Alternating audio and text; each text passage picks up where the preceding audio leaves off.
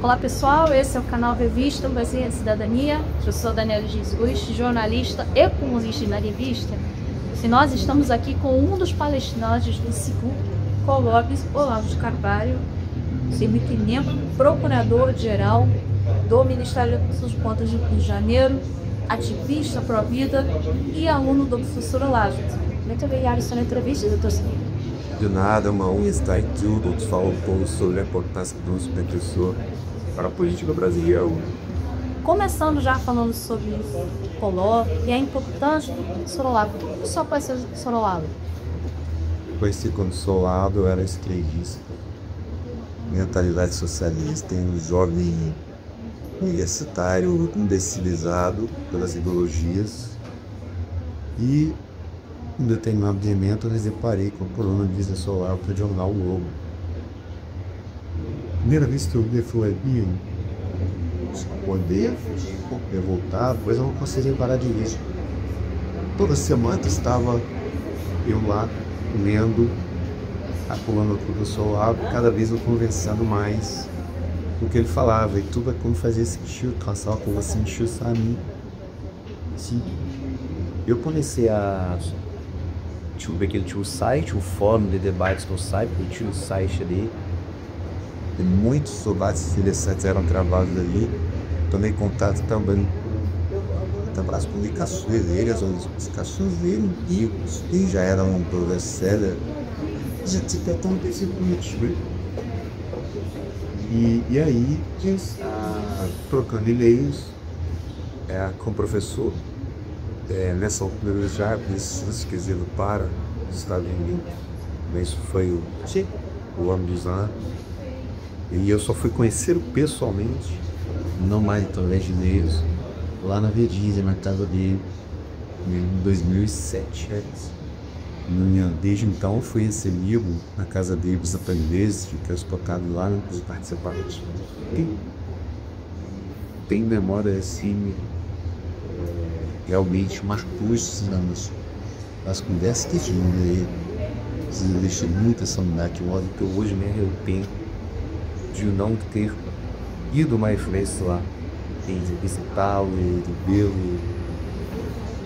Tive aquela sensação de que foi como ele nos deixou cedo e pediu aí eu ir, porém, e fez o Renado deixou, mostra uma entrada de lucro que mostra lá atrás tudo que viria a acontecer hoje. Muita gente fala isso, que o professor Olavo ele é uma espécie de profeta do Brasil, porque tudo que ele falou lá atrás está acontecendo hoje. O diagnóstico dele foi conhecido.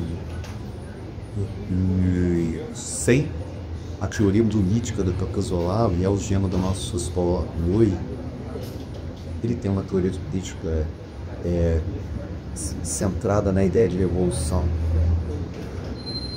Sem essa teoria política que tem o Olavo, nós não podemos compreender o que está acontecendo. O objetivo do Volta aqui é comentar esse debate para entender se é possível sair desse caos que transformou a queixa brasileira. Isso deixa que o professor Olavo foi incompreendido por essas pessoas, porque tem muitas pessoas que são maduras, de direita, até liberais, que simpatizam com o professor Olavo, mas não entendem muito a filosofia dele, são críticas ferrenhas por não entender. O senhor acha que ele foi mal compreendido?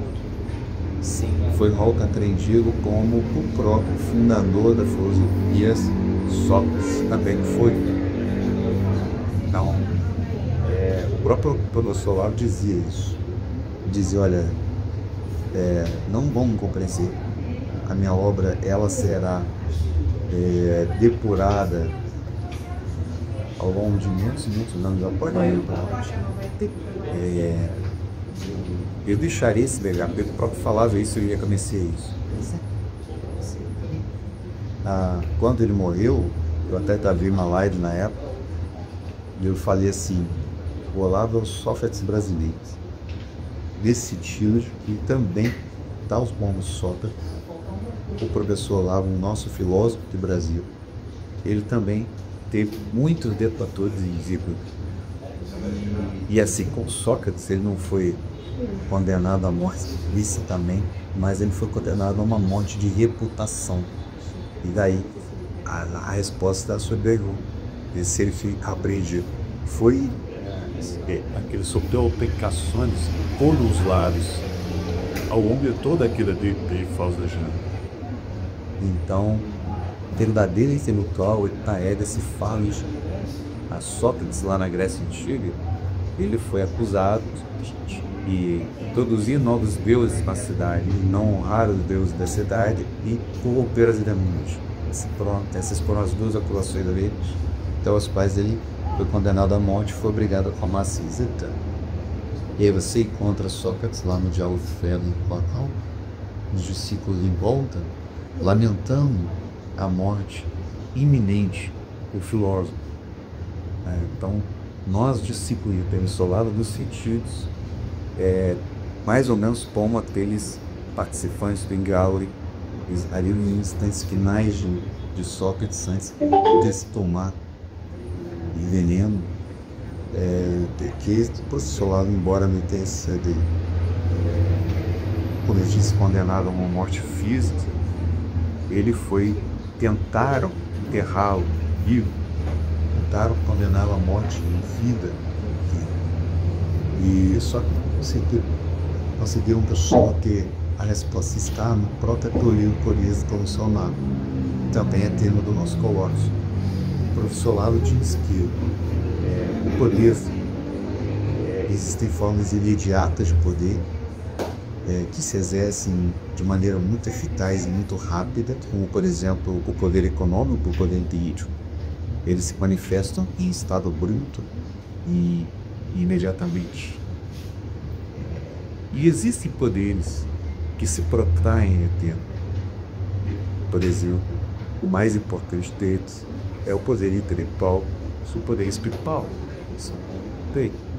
O professor Lavo dizendo, olha, pense em Moisés. 5 anos depois ainda de gente obedecendo ao que o homem mandou fazer. Outros, que Moisés é um genuíno líder espiritual. Então, o poder espiritual, eles têm uma peculiaridade, que é a seguinte: aqui e de play não vai ter uma vida futura. Ele não vai ser reconhecido em vida, gente. Mas o legado que ele deixou, as coisas que ele ensinou, ecoarão pelos séculos afora. Então, o professor Lavo é mesmo que esse. Ele tem poder, que é de natureza espiritual, poder de pausa em verdadeiro filósofo. Os seus ensinamentos foram ecoados através dos séculos.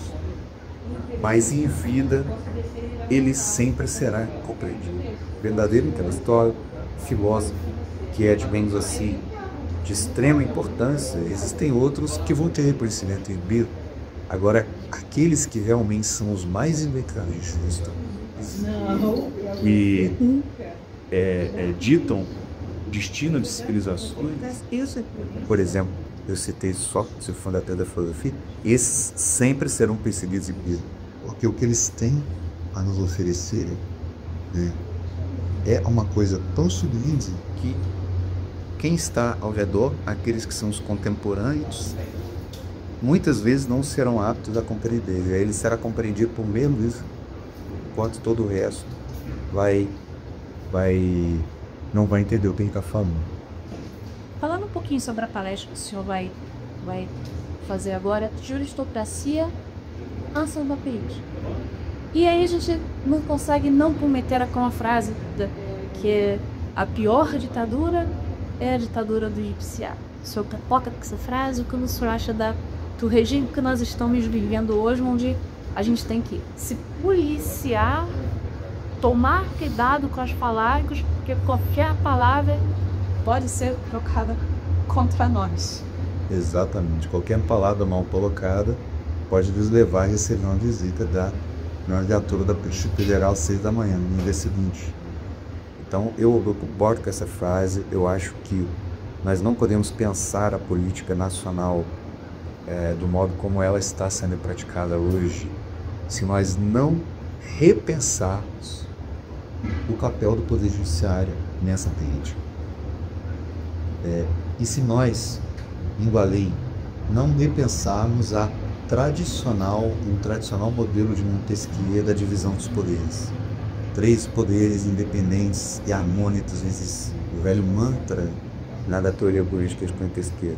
Isso tem que ser repensado, principalmente para a realidade brasileira.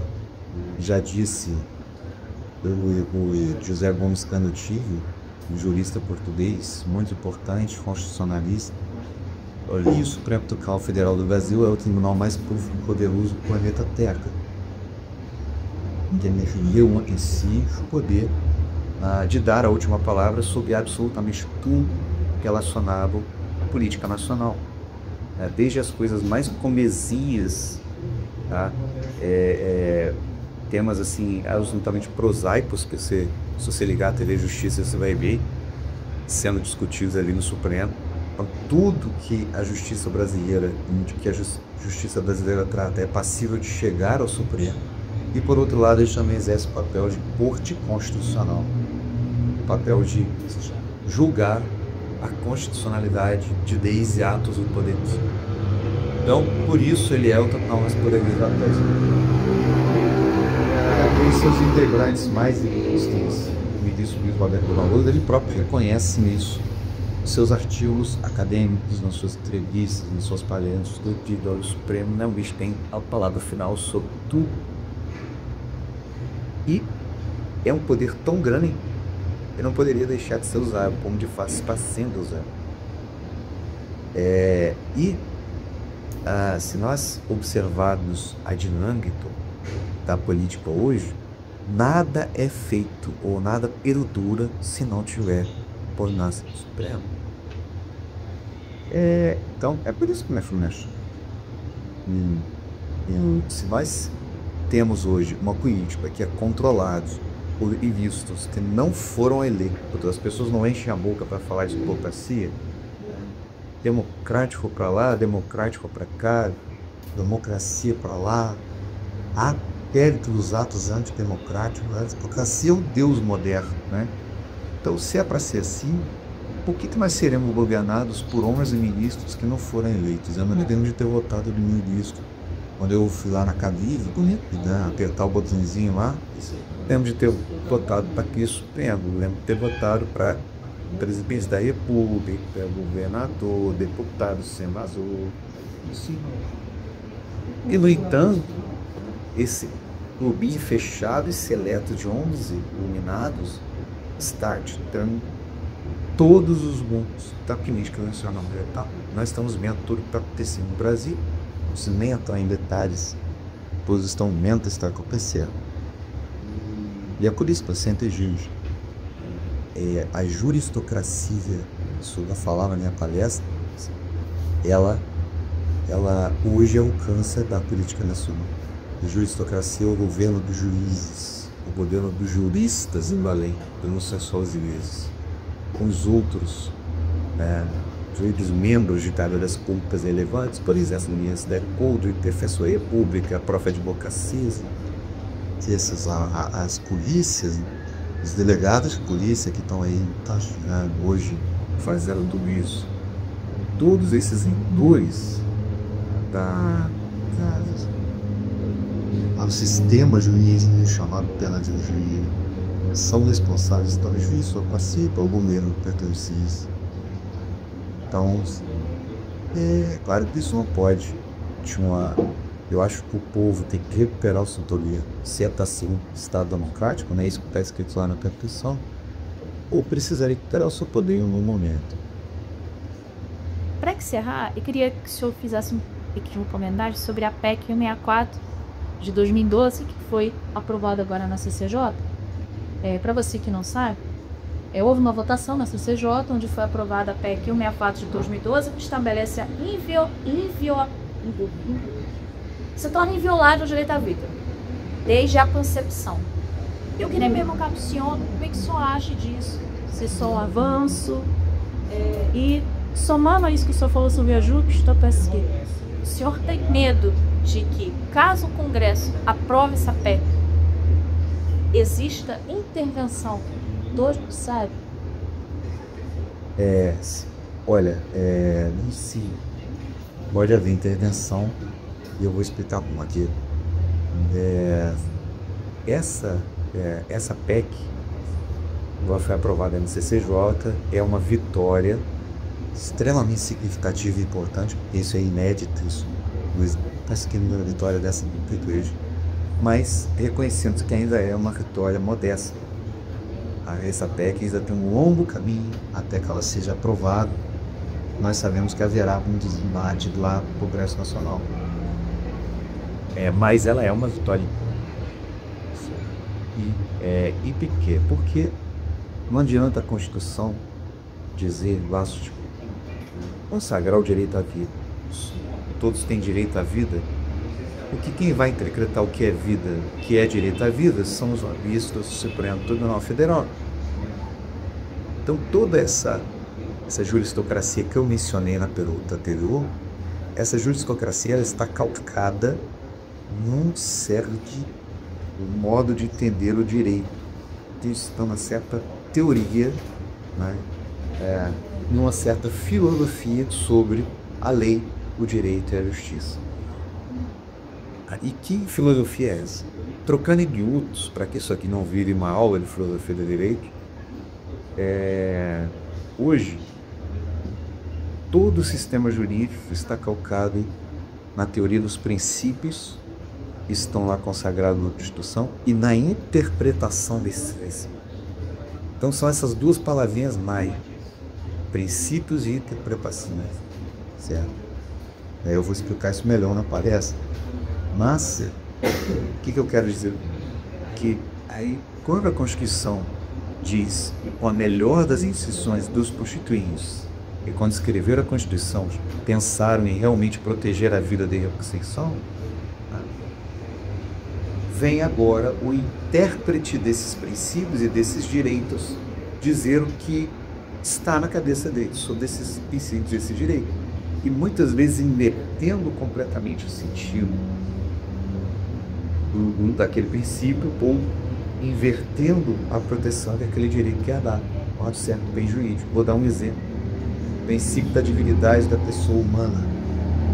Ninguém merece a pessoa humana tem dignidade da ciência. São os princípios da doutrina social da igreja, certo? Porém, quem vai dizer que é a dignidade da pessoa humana é o ministro do Supremo. E aí ele vai dizer que a dignidade da pessoa humana é a mulher pelo, aspas, direito de matar o bebê que está em seu mundo. Então vejam que o princípio da dignidade da pessoa humana, que é um princípio verdadeiro, real, ninguém vai negar, a própria Igreja Católica respalda. Esse princípio é usado, é interpretado de modo a negar a dignidade da pessoa. Que pessoa é essa? O bebê que está por nascituro. Então, se nós avançamos uma PEC que diz que a vida é protegida desde a concepção, nada nos garante que isso será respeitado, porque lá na frente o Supremo vai interpretar essa PEC e vai dizer o que é concepção, por exemplo. E aí eles são capazes assim de dizer que concepção não é um ponto do óvulo espermatozoide, que concepção é outra coisa. O sentido da palavra é de ver que, na verdade, o bebê ele só é concebido como pessoa a partir de determinado momento arbitrariamente definido e não mais no ponto do óvulo espermatozoide. Então percebo que a solução verdadeira ela não está na mudarmos os textos da lei ou mesmo os textos da Constituição. A solução verdadeira está no retorno ao bom e velho direito natural clássico, ao bom e velho justnaturalismo dos gregos e romanos, dos medievais, que reconhecia que existem direitos naturais intrínsecos, ou seja, assim como existem leis naturais de ordem física, como a lei da gravidade, existem também leis naturais de ordem moral, que me proíbem, por exemplo, matar um inocente. E não há ser mais inocente do que o bebê que está no ventre da mãe, que ainda não nasceu. Perceba que não é uma resposta simples. E o que a juristocracia está nefasta? Porque ela justamente vai implicar uma tirania da vontade arbitrária do julgador. E é isso que nós estamos vendo hoje no Brasil. É isso que tem que acabar para ontem. Doutor Michelino, Procurador-Geral do Ministério Público de Janeiro, muito obrigado pela sua entrevista, por você estar aqui na nossa revista. Que eu que agradeço pela oportunidade, sempre à disposição quando quiser. É isso aí, pessoal. Até a próxima. Tchau, tchau.